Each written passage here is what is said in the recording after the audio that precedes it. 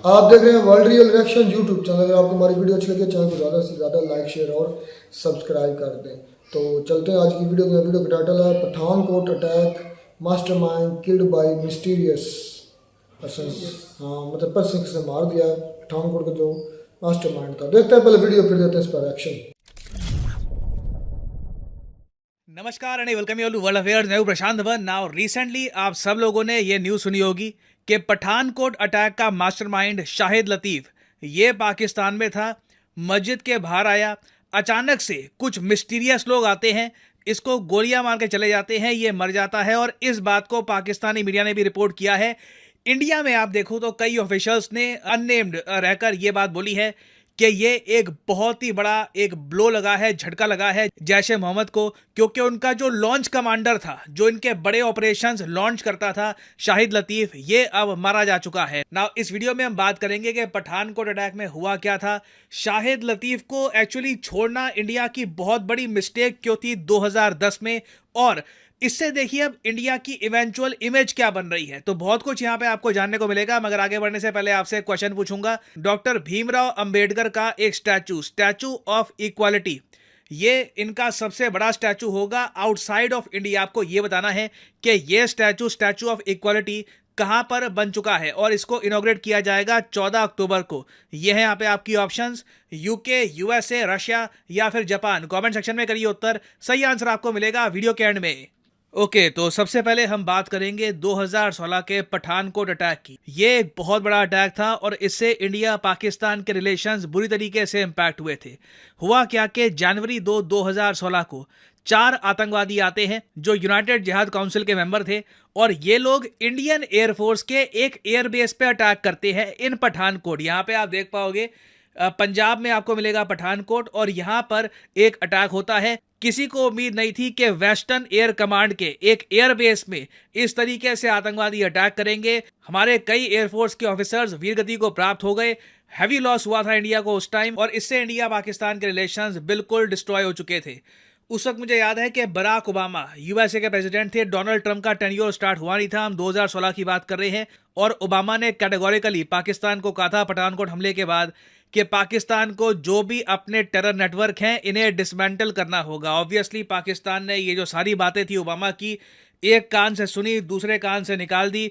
बहुत ज़्यादा pressure USA की तरफ से डालने की कोशिश करी गई। यूएसए के उस वक्त जो सेक्रेटरी ऑफ स्टेट थे जॉन केरी, इन्होंने ये कहा कि हमारी कोशिश है कि पठानकोट हमले की वजह से इंडिया पाकिस्तान का जो डायलॉग है ये अफेक्ट ना हो जाए, बातचीत ना टूट जाए। बट सिंस इंडिया देख सकता था कि ओबामा की जो भी कमेंट्स थी इसको पाकिस्तान इग्नोर कर रहा था। आई मीन लिटरली ये वही कंट्री है जहां पर 5 साल पहले बराक ओबामा की लीडरशिप के अंडर ही एक सीक्रेट ऑपरेशन किया गया था उसामा बिन लादेन को मारने के लिए। तो हम कैसे एक्सपेक्ट कर सकते थे कि पठानकोट हमला जिन आतंकवादियों ने किया है, जो मास्टरमाइंड थे इस अटैक के, उन पर पाकिस्तान कोई कार्रवाई करने वाला है। It was simply not going to happen, और इसलिए इंडिया पाकिस्तान के रिलेशंस बुरी तरीके से बिखरना शुरू हो गए थे। ये आप कह लीजिए एक ट्रिगर पॉइंट था। बाद में ऑफ कोर्स कुछ और अटैक्स भी हुए, उरी अटैक्स के बारे में आपने सुना होगा, जिसकी वजह से इंडिया पाकिस्तान रिलेशंस बिल्कुल खराब हो गए थे। नाउ अब हम यहाँ पर बात करते हैं शाहिद लतीफ़ की। जो पठानकोट हमला हुआ था इंडियन एयरफोर्स के बेस पर, यह प्लान किया था शाहिद लतीफ़ ने। शाहिद लतीफ़ देखिए लॉन्चिंग कमांडर है जैश ए मोहम्मद का, उसके अलावा कई संगठनों के लिए काम कर चुका है। बेसिकली इसका एक ही ऑब्जेक्टिव था, इंडिया को मैक्सिमम डैमेज पहुंचाना किसी भी तरीके से। और हमारी गलती थी कि 2010 में ये इंडिया में एज ए कैदी था, हमारी कस्टडी में था, मगर हमने इसे पाकिस्तान में डिपोर्ट कर दिया। इसकी कहानी बड़ी अजीब सी है।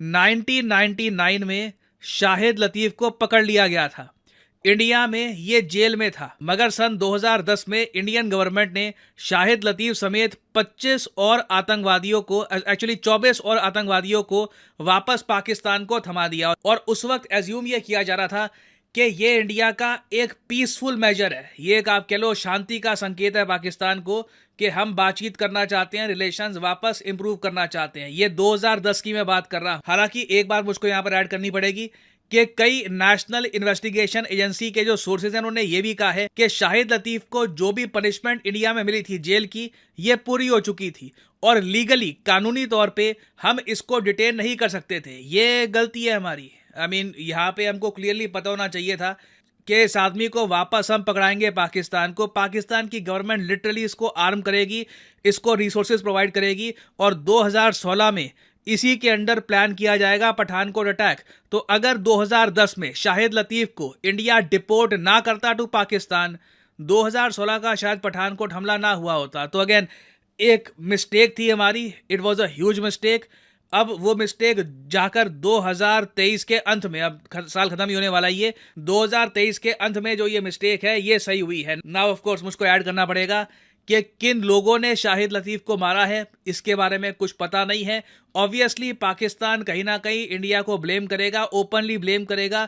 और मैं आपको ये बता दूं, जो जस्टिन ट्रूडो के आरोप हैं टू इंडिया, पाकिस्तान कोशिश करेगा कि उससे लिंक कर दे इस कहानी को। इससे पहले आपको याद होगा कि जब जस्टिन ट्रूडो ने, जब कनेडियन गवर्नमेंट ने ओपनली ये कहा कि इंडिया ने अपने एजेंट भेजे थे और उन लोगों ने निज्जर को मारा कनाडा में, उस वक्त पाकिस्तान की तरफ से स्टेटमेंट ये आई थी कि इंडिया का जो नेटवर्क है ऑफ एक्स्ट्रा जुडिशल किलिंग्स ये ग्लोबल जा चुका है। ये लोग पाकिस्तान में भी मारते हैं लोगों को, ये लोग कनाडा में भी मारते हैं और जगह भी मारते हैं।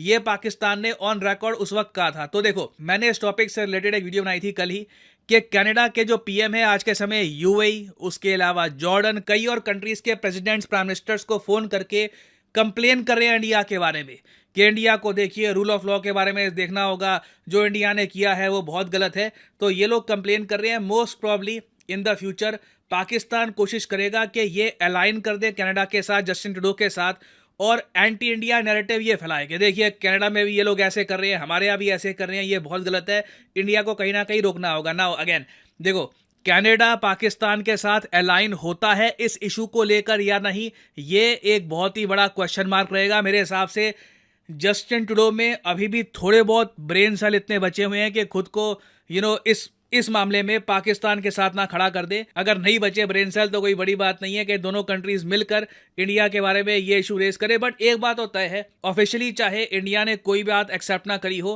पाकिस्तान वाले केस को देखकर, सिर्फ पाकिस्तान वाले केस की मैं बात कर रहा हूँ, इंडिया की ना एक इमेज बन रही है मोसाद वाली। लिटरली इस पर कई आपको आर्टिकल दिखेंगे कि क्या रॉ अब न्यू मोसाद है। इससे रिलेटेड आर्टिकल जब 2020 में आते थे ना, तो लोग कहते थे कि ये शायद थोड़ी सी एग्जैजरेशन हम कर रहे हैं, थोड़ा और बढ़ा चढ़ा के हम दिखा रहे हैं। बट मगर जो हाल ही में अब रिपोर्ट्स आई हैं, केसेस सामने आए हैं, उससे एक बार को आप कह सकते हैं कि जो मोसाद का काम करने का तरीका है, धीरे धीरे रिसर्च एंड एनालिसिस विंग ने भी वही तरीका अडेप्ट कर लिया है।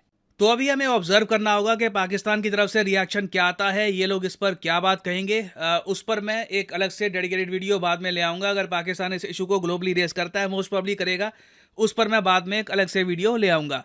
ना वापस आते हैं क्वेश्चन की तरफ कि स्टैचू ऑफ इक्वालिटी किस कंट्री में इनॉग्रेट किया जाएगा 14 अक्टूबर को। तो सही उत्तर यहाँ पे है option B, USA is the right answer. यहाँ पे आप देख पाओगे 14 अक्टूबर। जी वीडियो भी ख़त्म। बड़ी इंटरेस्टिंग वीडियो है और बड़ा ये ना, मैं कहीं आज नहीं बल्कि पहले भी न्यूज़ पढ़ चुका हूँ। ये रब बेहतर जानता अब इसमें कौन इन्वॉल्व है या कौन इन्वॉल्व नहीं है, लेकिन इतना ज़रूर है कि जो भी इंडिया का दुश्मन है ना, वो मतलब कि ना, एक कहावत दी जाती है उर्दू में कि सांप भी मर रहा है और लाठी भी नहीं टूट रही। तो लाठी भी बच रही है इंडिया की और सांप भी मारे जा रहे हैं। इस तरह की मिसाल दे सकते हैं कि जितने भी लोग इंडिया के अगेंस्ट हैं, चाहे वो खालिस्तानी हैं, चाहे वो बाकी ऑर्गेनाइजेशंस के लोग हैं, वो इससे पहले भी 3-4 पाकिस्तान के अंदर मारे गए हैं जिनका पता ही नहीं चला कौन मार गया है। और ये पाकिस्तान के बड़े बड़े यूट्यूबर्स, पाकिस्तान के ऑफिशियल चैनल पर भी मैंने ये न्यूज़ पढ़ी थी कि इंडिया इतना पावरफुल हो चुका है कि वो हमारे ही मुल्क के अंदर हमारे लोगों को मार जाता और पता भी नहीं चलता। इस पर हमारे पास सबूत भी नहीं होते। मतलब ये न्यूज़ मैं आज किसी बड़े यूट्यूबर की हेडलाइन पढ़ रहा था, हाँ किसी बड़े यूट्यूबर की थी और एक पाकिस्तान ऑफिशियल चैनल की भी थी। ये 3-4 दिन पहले, ये एक मरतबा पहले भी एक मारा गया है, उसका नाम क्या था, मेरे ज़हन से नाम निकल गया, जो मुल्ला उमर के साथ, मुल्ला उमर कह रहा हूँ, हाफिज सईद, कराची में मारा गया, वो भी मारा गया, उससे पहले भी मारा गया। लेकिन ये चीज़ सोचने वाली है, क्या पाकिस्तान की एजेंसीज इतनी वीक हो गई हैं या खुद मरवा रही हैं? सवाल तो नहीं, आपको क्या लगता है कि इसके पीछे कौन हो सकता है? भाई मुझे क्या है, मैं किसी को अब कह दूं, वो अगर मुलव्वस ना हुआ, आप मैं सच कहूँ ना, मुझे ऐसा लगता है कि इसमें जो है ना एजेंसीज शामिल हैं, फॉरेन एजेंसीज, चाहे वो इंडियन है चाहे वो किसी और कंट्री की है, कि इन दोनों के दरमियान, मुल्कों के दरमियान जो है रिलेशन पहले खराब है, कोई मतलब क्लैश करवा दिया जाए, या इंडिया इतना पावरफुल हो गया, उनकी एजेंसी इतनी, क्योंकि एक ये भी न्यूज़ चल रही है कि इंडिया इज़ अनदर मोसाद है, लेकिन मोसाद तो अभी इस मामले में जो है, इसका नाम क्या है, हमास के मामले में फेलियर हुआ है उधर मोसाद का, या जानबूझ के मोसाद ने करवाया है, उनको पता था, वो शायद वो चाहते थे कि हम हमला हो और हम गजा को निस्तो नबूद कर दें, जो उनका मिशन है ग्रेटर वो मुकम्मल हो सके बड़े, ये भी हो सकता है मोसाद को पता हो, जानबूझ के होने दिया हो। अच्छा, ये जो सेम इस तरीके से इंडिया की जो रॉ है ना, रॉ, क्योंकि मोसाद से वो टेक्नोलॉजी भी शेयर करते हैं, मोसाद का मतलब इजराइल से वो टेक्निक्स भी शेयर करते हैं, एक दूसरे के साथ मिलकर काम करते हैं, तो हो सकता हो कि ये मैं भी नहीं कुछ कह सकता, ये तो अब रिपोर्ट से ही पता चलेगा। जो एजेंसी उसकी क्रेडिबिलिटी पर बहुत बड़ा जो है ना क्वेश्चन है, सिक्योरिटी एजेंसी कि वो क्यों सो रही है, वो क्या कर रही है, इतना बड़ा जो है वो अगर मार के ब्लेम कर सकते हैं, इतना बड़ा क्या, इतने बड़ी यानी कि उस पर शख्सियत इल्जाम लगा रहे हैं कि हम बोल रहा खुलकर बोल लो ना, क्या है इतना बड़ा, क्या इंडिया में अगर कुछ होता है ना, या इतना बड़ा क्या, इसको मैं कह रहा हूं, इतना बड़ा स्टिग्मा क्या है जो धब्बा, अगर पाकिस्तान में कुछ होता तो इंडिया के पर इल्जाम लगा देते हैं, और इंडिया पर हो तो पाकिस्तान पर लगा देते हैं। अभी जो हाल ही में जो इंडिया में वाकया हुआ है उसका ब्लेम पाकिस्तान पर लगा, लेकिन पाकिस्तान में जो अटैक हुआ, जो कौन सा वाकया, यार 2 फौजी मारे गए और तीसरा डीएसपी नहीं जो मारा गया, उन्होंने सिर्फ वैसे का सबूत के बगैर उन्होंने कहा कि पाकिस्तान ने किया, एजेंसी ने किया है, और आतंकवादी पाकिस्तान की जो उन्होंने पाकिस्तान एजेंसी का नाम लिया, उन्होंने पाकिस्तान से आए आतंकवादियों का नाम लिया, वो ये ना, तो लेकिन उन्होंने पास कोई सबूत नहीं थे, इस तरह हम भी हो सकता है उनकी एजेंसी के पास हो और आप ना देना चाहते हो, क्यों नहीं, आप और तुम्हें क्यों देंगे वो, ले जाएंगे, क्यों इंटरनेशनल ले जाएं, ले क्यों नहीं भाई, आपको लगता नहीं है कि ये जैसे खालिस्तान के वो जो निजर उनका कत्ल हुआ है वहां पे, तो अभी ये ऐसे ही क्यों है कि जो दुश्मन इनका इंडिया का हो वही सेम कत्ल यहाँ पे हुआ है, तो ये मुझे कहीं ना कहीं, जैसे प्रशांत साहब भी कह रहे हैं, कहीं ना कहीं ये सवाल जरूर पाकिस्तान की तरफ से उठेगा, और कह भी रहे हैं कि वो उठेगा, तो मुझे भी लगता है कहीं ना कहीं इन चीजों का लिंक है। कनाडा भी साथ अब शायद पाकिस्तान के साथ गया कि देखो भी हमारे साथ भी ऐसा हुआ है, पाकिस्तान के साथ ऐसा हो सकता है, कनाडा और पाकिस्तान एक पेज पर आ जाए इस मामले में, वो लगता है आपको? हो सकता भी है, क्योंकि दोनों का मुद्दा एक ही है, दुश्मन का दुश्मन दोस्त होता है, वही कहावत है ना, दुश्मन का दुश्मन दोस्त होता है जरूरत पड़ने पर, तो ये इसी तरह ही है। अच्छा, एक और चीज़ प्रशांत साहब जी कह रहे थे, आपने गौर नहीं की, एक चीज़ ये भी है, अच्छा पाकिस्तान के अंदर या पाकिस्तान के जो अदारे हैं, क्या आपको लगता है ये खुद करवा रहे हैं? नहीं, आप तो कह रहे हैं कि ये एजेंसी पे एक धब्बा है, मैं तो कहता हूँ जब उसामा बिन लादेन को बालाकोट या एबटाबाद से उठाया गया था, तो वो क्या उस वक्त कहाँ थी उनके? अच्छा, उनके जो पठानकोट हमला हुआ, इसका मतलब ये है कि उनके पास सबूत है, दुनिया मानती है, और पाकिस्तान ने उनके साथ खुद रिलेशन खराब किए और आप खुद बंद किए, सारा कुछ खुद किया, उल्टा चीखते चिल्लाते पाकिस्तान ने खुद है। हो भी सकता है, ये बता तो रहे हैं कि पठानकोट के बाद हमारे और भी ज़्यादा पहले कुछ तनाव था कि पठानकोट हमले के बाद, मुंबई हमले के बाद हमारे बहुत, उसके बाद उड़ी का जो हमला हुआ वो उसके बाद वो उसके बाद कह रहे हैं मुकम्मल खत्म हुआ, तो फिर वो कैसे पाकिस्तान के साथ को रखे, ये भी। लेकिन ये क्यों है कि मुझे जो जहाँ पे भी इंडिया के दुश्मन है, चाहे कनाडा में है चाहे पाकिस्तान में है, वही क्यों उठाए जा रहे हैं, मारे जा रहे हैं, और सबूत भी नहीं मिल रहा, मुझे तो ये लगता है सबूत भी कोई नहीं छोड़ रहा, इतनी एक्यूरेसी के साथ, इतनी प्रिसाइजली किया जा रहा है ये काम। तो हमारी एजेंसी जो कहते हैं कि नंबर 1 है, कहाँ पे 1 है, सो रहे हैं फिर या खुद इनकी इस तरह उनका ध्यान इधर है सारा कुछ अपनी एजेंसी की तरफ, इलेक्शन इमरान को कहाँ से खत्म करना है, उनके सपोर्टर्स को, उनके हक में बोलने वाली आवाज को कहाँ दबाना है, कौन से भाई 1-2 हैं, वो तो पूरी एक यार, अब सारे पूरे लीडर हमारे जेलों में हैं कि नहीं, पीटीआई के सारे लीडर जेलों में हैं कि नहीं, सिर्फ वही 12 जो प्रेस कॉन्फ्रेंस करते हैं, तो उनकी सिर्फ उनका ध्यान इधर है। ये सबसे हैवी हमारी पार्टी बन गई है पीटीआई, ये हमारे लिए खतरा है, इसको तोड़ो, क्रश इट, वो कहते हैं क्रॉस लगाया गया था, पीटीआई पर क्रॉस है, और कहा गया ये लफ्ज बोल crush it, PTI crush it, कि पीटीआई को क्रश करो, तोड़ो, खत्म करो, ये अब सारे उठाने लग गए हैं। तो वो उनका सारा ध्यान तो इसको क्रश करने में वो कर चुके हैं तकरीबन। कोई रो कर माफिया मांग मांग कर जान छुड़वा रहा है, कोई जो नहीं अभी तक मार रहे उनको अभी भी फैंटा लगाया जा रहा है, लेकिन उनका ध्यान इधर इधर सेट है। तो अपनी वो बात तो सच होगी ना, जंग हम कोई जीते नहीं और सियासत हम कोई हारे नहीं। हमारी एस्टैब्लिशमेंट के लिए यही है कि सियासत कभी भी नहीं हमारे हारे पाकिस्तान के अंदर वो, और जंग कोई भी नहीं जीते। कोई एक इंच किसी अफगानिस्तान से ले लिया हो, ईरान से ले लिया हो, या इंडिया से ले लिया हो, या किसी और मुल्क में कोई फतह कर ली हो, कोई भी नहीं। एक इंच भी किसी रामन डेविस इधर मार के चला जाता है हमारे पाकिस्तानी को, तो हमारे जो इदारे जो हमारे इदारे उसको बाइज्जत कहते हैं, बर्गर शेक खिलाते हैं, मैकडोनल्ड कहते हैं उसको, पिज़्ज़ा खिलाया गया इधर पाकिस्तान, वो खाना भी नहीं खाता था, मैकडोनल्ड की चीज़ें आती थी उसके लिए, अब्बू जी का था ना उनका। लेकिन खैर ये मैं इसलिए रिलेट कर रहा हूँ कि हमारा ध्यान सिर्फ और सिर्फ सियासत की तरफ है।